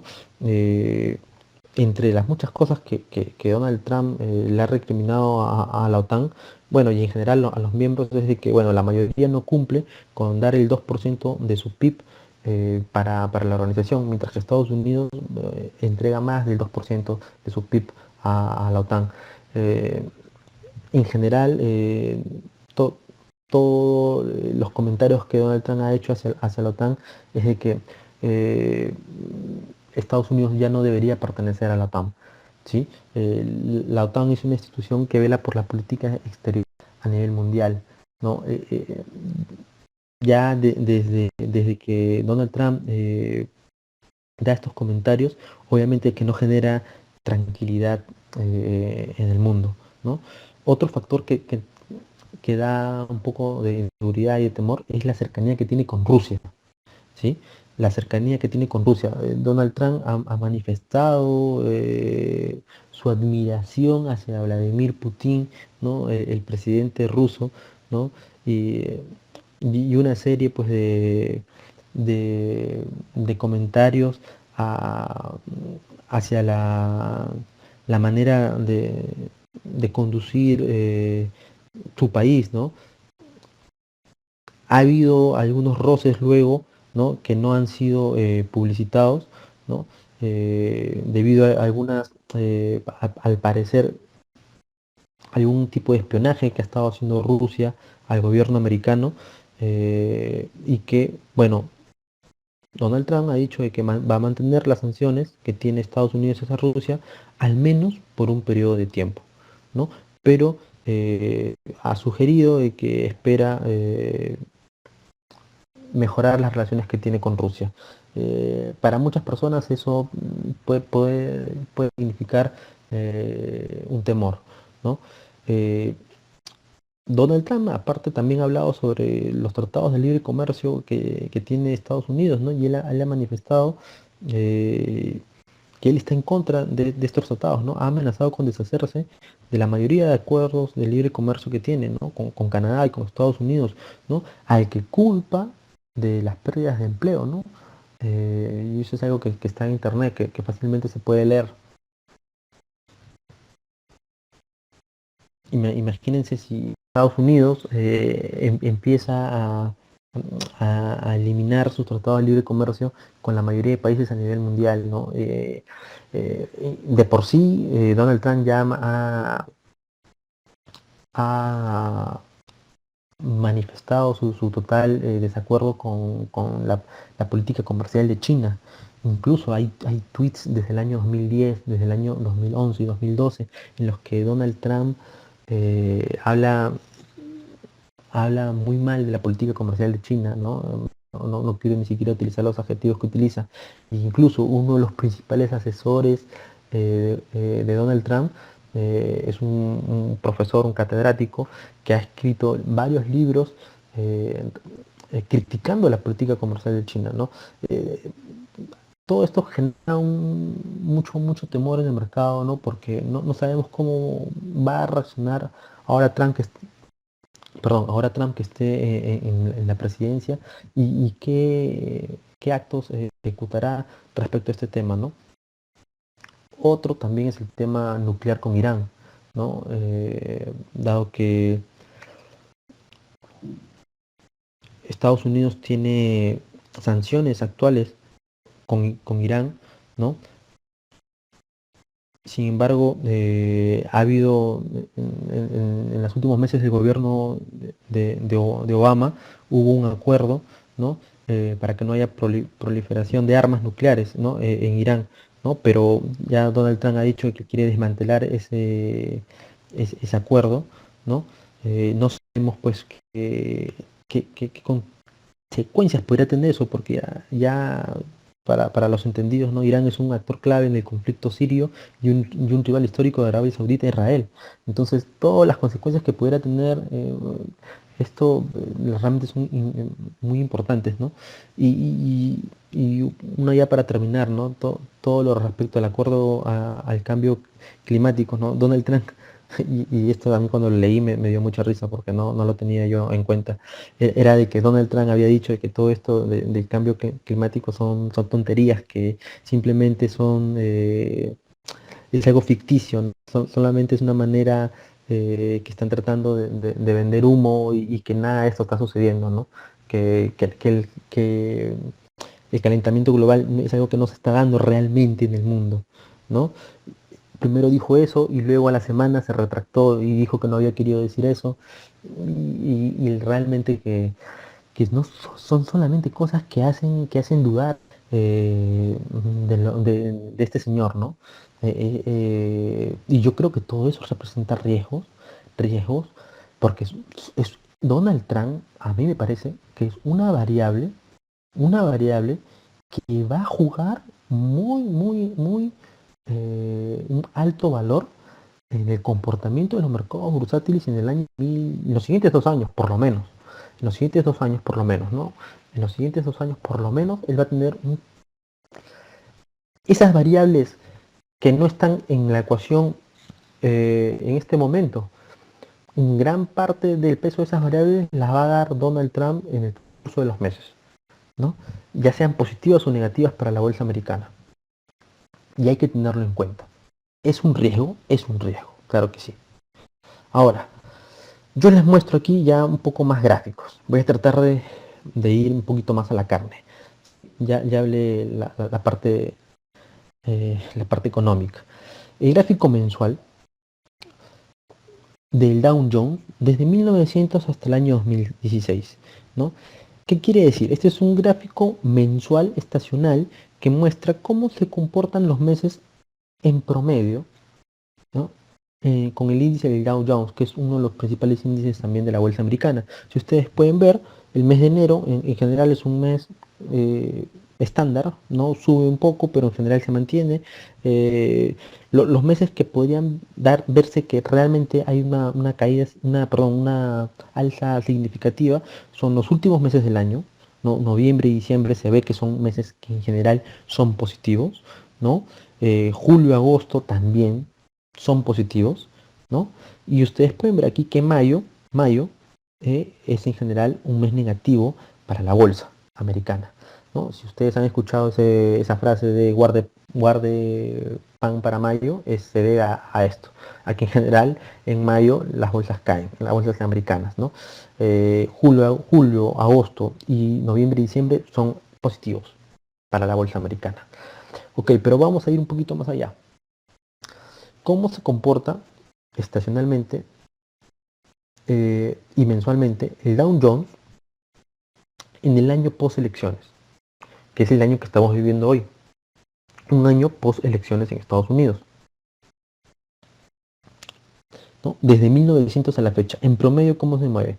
Bueno, lo primero que me salta a la vista es que febrero es un mes negativo. Fuertes caídas en febrero, ¿no? Luego una recuperación en abril y mayo, miren, abril y mayo. Luego nuevamente julio y agosto terminan también siendo positivos y nuevamente noviembre y diciembre también son positivos. Ya nos damos cuenta que noviembre y diciembre y julio y agosto se mantienen como meses positivos para la bolsa en promedio. Ahora vamos a ver una gráfica más. Este es el gráfico mensual también del Dow Jones al año post elecciones, pero teniendo en cuenta algo que ha pasado este año, que el cambio de gobierno ha sido de demócrata a republicano. Entonces aquí solamente estamos considerando los años en los que se dio este cambio, de demócrata a republicano o de republicano a demócrata y viceversa. Estos años en los que se dio ese cambio, ¿no? ¿Cómo se comportó el Dow Jones, ¿no? Mes a mes, en promedio? En promedio, ustedes pueden ver que nuevamente febrero es un mes negativo para la bolsa. Febrero es nuevamente un mes negativo para la bolsa. Abril y mayo positivos, julio y agosto flat, y noviembre y diciembre terminan siendo positivos nuevamente. En todas las gráficas, si ustedes pueden ver, noviembre y diciembre termina siendo positivo. Sea como sea, sea como sea el año que sea, noviembre y diciembre termina siendo positivo. Eso es algo que ustedes deben tenerlo muy en cuenta, ¿no?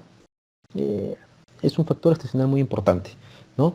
Y aquí lo que más me llama la atención es que febrero principalmente, ¿no? Es un mes bastante negativo. Se dan caídas en las bolsas, se dan caídas en las bolsas, en la bolsa americana, ¿no? Cuando se da esta situación, que es la que estamos viviendo, ¿no? El cambio de un presidente demócrata a un presidente republicano, ¿no? Que es lo que estamos viviendo ahora. Entonces, este factor estacional yo creo que habría que tenerlo en cuenta, ¿no? La caída de la bolsa en promedio en el mes de febrero. Ahora, analizamos cómo se comporta la bolsa americana en rentabilidad, pero teniendo en cuenta los 4 años del ciclo presidencial, ¿no? Nosotros estamos actualmente aquí, en el primer año, el post-elección. En promedio, la bolsa genera un 2% de rentabilidad, la bolsa americana. El año donde hay mayor rentabilidad está en el tercer año, en el año preelección, ¿no? Donde tiene una rentabilidad un poco superior al 10%, ¿no? De los 4 años, el año que tiene la menor rentabilidad, fíjense que es el año post-elección, que es el año que estamos viviendo ahora, Entonces también hay que tenerlo en cuenta, ¿no? Y esta gráfica tiene data desde 1833 hasta 2013, ¿no? Que es la última vez que se dio un nuevo ciclo presidencial, ¿ok? Entonces también es una gráfica muy interesante a tener en cuenta. Ya nos está diciendo dos cosas. Algo muy importante, una cosa muy importante, que en general el año post elección es un año relativamente bajo en términos de rentabilidad. Y otra cosa importante, febrero es un mes de caída en el mercado, en la bolsa americana, cosa también muy importante. Y noviembre y diciembre son meses positivos, son meses donde hay que comprar, ¿sí? Entonces, según Fidelity, la renta variable actualmente está cara, ¿no? Solo en un 5% del tiempo ha habido precios mayores en términos de valoración.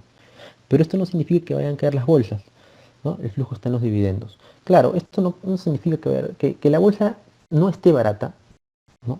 Por la bolsa americana no está barata actualmente, pero no significa que vaya a caer, porque la bolsa puede seguir al alza durante bastante tiempo, ¿no? Lo que dice Fidelity es esto, y que el flujo, ¿no? La ganancia más está en los dividendos. ¿Qué quiere decir? Que más está en comprar empresas que otorgan fuertes dividendos, ¿no? Ahí está el retorno también, ¿no? Lo que yo creo como opinión muy personal es que el mercado ha descontado buenas noticias que se han dado en los últimos meses, ¿no? Pero que todavía algunas de ellas no se han materializado, ¿no? Por lo cual yo creo que vamos a ver una corrección importante como siguió en el año 2016, porque el año pasado también hubo una caída en enero, febrero, una caída, pero luego la bolsa siguió al alza. Y yo creo que por lo menos va a haber una caída, no me sorprendería que ahora en febrero, y ustedes ya vieron que estacionalmente febrero es un mes de caída en la bolsa, sobre todo en años de poselección, ¿no? Y lo que vaya a pasar luego en la bolsa ya dependerá mucho también de cómo se comporten estas variables que no están en la ecuación en este momento y quizás específicamente, ¿no? Lo que pueda ir haciendo Donald Trump, ¿sí? Para ser más específico. Yo aquí he recogido algunas opiniones eh, importantes, ¿no? De Krugman, que es un premio Nobel de Economía, ¿no? Él señala desde un punto de vista político, ¿no? Que estamos en una ceguera voluntaria, ¿no? Para no ver el paralelismo entre el ascenso del fascismo de los años 30, ¿no? del siglo XX y la actual pesadilla que significa Donald Trump, ¿no? Él hace una analogía y hace una referencia a temas políticos, ¿no? Obviamente él no está de acuerdo en nada con Donald Trump, ¿no?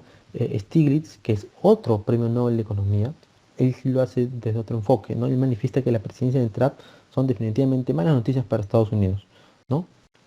Y él dice, y aquí hago mucho hincapié, la única forma para conciliar sus promesas de mayores gastos en infraestructura pública con los recortes de impuestos sería a través de una economía vudú.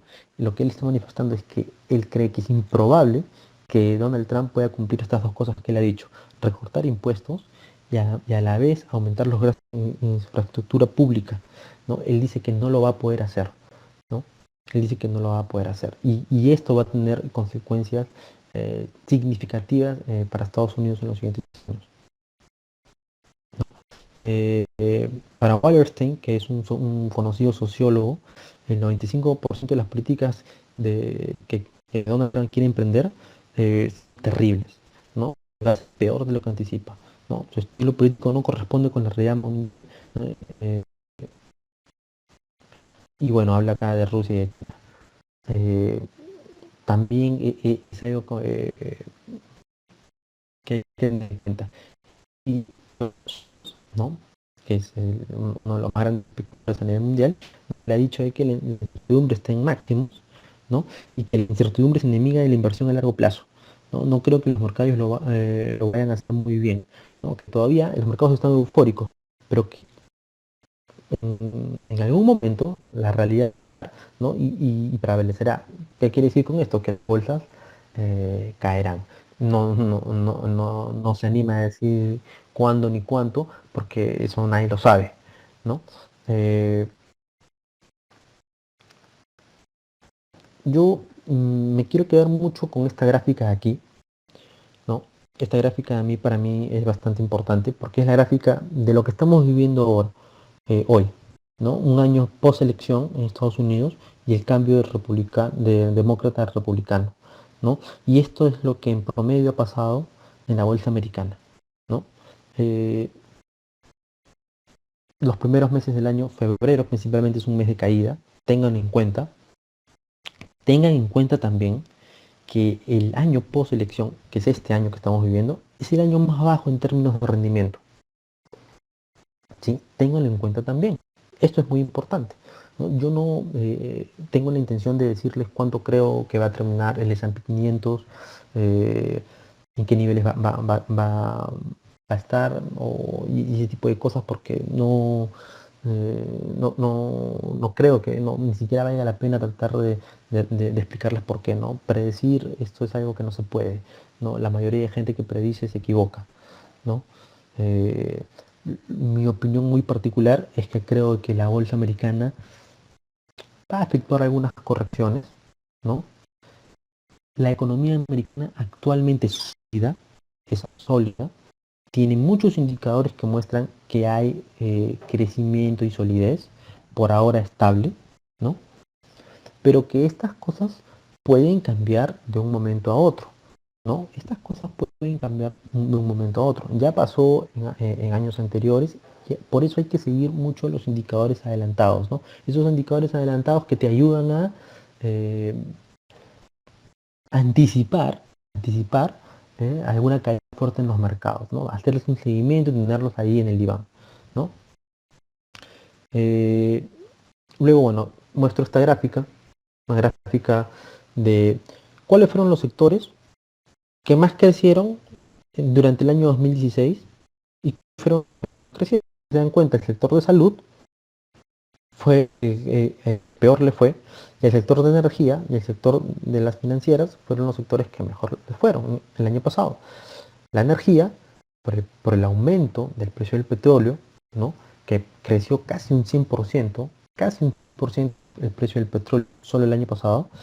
Financieras, porque los bancos se vieron beneficiados por el aumento de las tasas de interés en Estados Unidos, ¿no? Ya recuerden que la bolsa se va adelantando, ¿no? La bolsa se adelanta un poco a la economía, ¿no? La bolsa se adelanta un poco a la economía. Entonces ya han ido absorbiendo bastante lo de las subidas que iba a haber y posiblemente ya un poco de las subidas que se han prometido para el 2017. Obviamente, si yo dijera ¿en qué sectores voy a invertir para este año 2017? Pues no iría al sector energético porque ya creció mucho. Fíjense cuánto ha crecido, ya creció demasiado. Y posiblemente tampoco iría en estos momentos en una financiera, ¿no? Trataría de ir a sectores que han crecido un poco menos o que están un poco más rezagados, ¿no?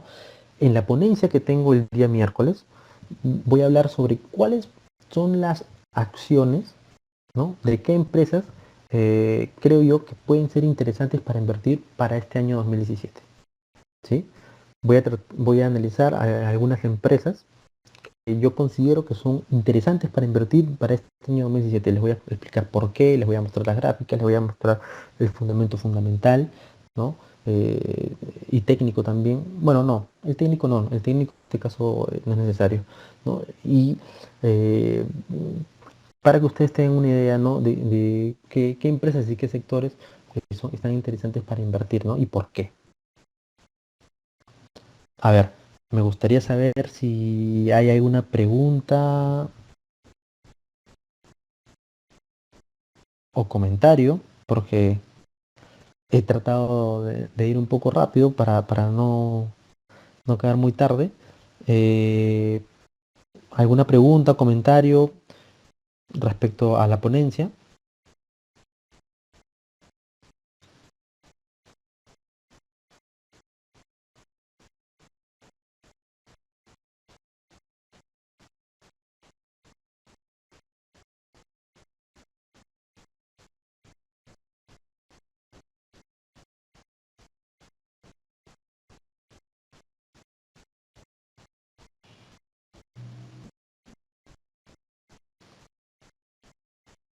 Bueno, parece que todo está claro, ¿verdad? Eh, Yo, bueno, los invito a que puedan estar el día miércoles, ¿no? Para analizar cuáles son las empresas en las cuales yo invertiría. Estoy analizando un par de empresas americanas y una empresa europea y un sector específico que lo veo que es muy interesante, que es el sector de robótica, ¿no? El sector de robótica como sector. Y también hay tres empresas, dos americanas y una europea, como les mencioné, que creo que están muy interesantes para invertir para este año 2017. ¿No? Ahí voy a tratar de ser de mucho más numérico y respecto a dónde podemos invertir, ¿no? Y cuál es el riesgo que también tendríamos de realizar esa inversión, ¿no? Si es que no hay ninguna pregunta más, yo pues me despido, les agradezco por la paciencia, les agradezco por el tiempo, agradezco también a Tutores y a City Credit por la invitación y ya nos estaremos viendo el día miércoles.